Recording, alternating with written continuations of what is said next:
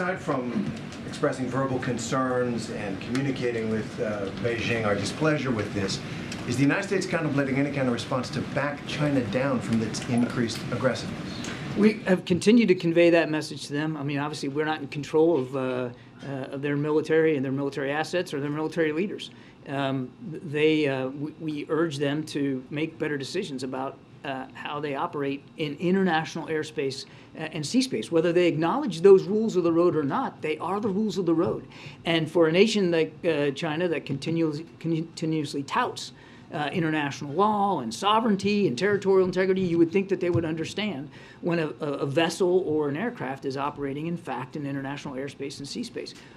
We're going to keep standing up for those rules of the road. We're going to keep standing up for that international law. And as I said earlier, we're going to keep flying, we're going to keep sailing, we're going to keep operating where international law allows us to. It's an important concept.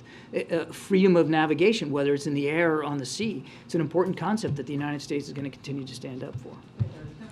Thank you. On Ukraine, what is your understanding of whether the counteroffensive has begun? Has it begun?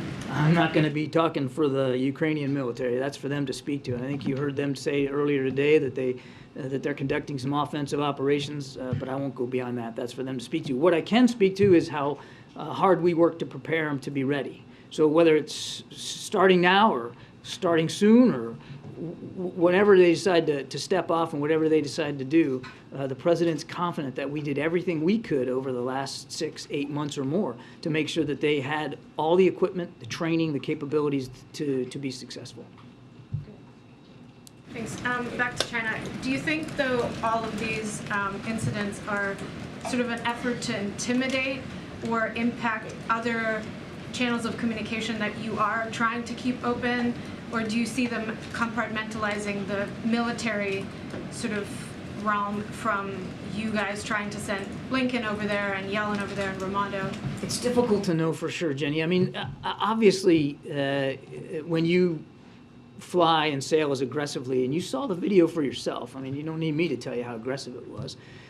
You're trying to send some kind of a message. At the very least, it's a statement of some sort of displeasure about our presence in that part of the world. But as the president said very clearly in Hiroshima, we are a Pacific power. We're not going anywhere. We've got serious commitments in that part of the world. 5 of our 7 treaty alliances are in the Indo-Pacific.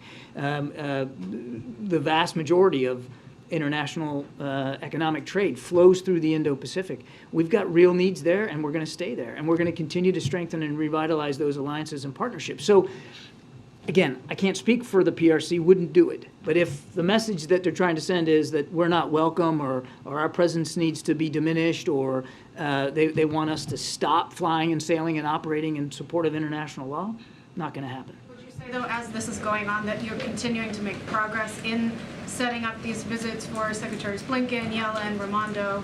Yeah, I think the fact that we were able to get 2 officials there to Beijing here while we're talking is a good sign. We want to keep those lines open. It's important, especially, as I said, now. So in general, without predicting what the next visit's going to be or by whom or when, yes, we are feeling like we are making progress in terms of opening up additional lines of communication.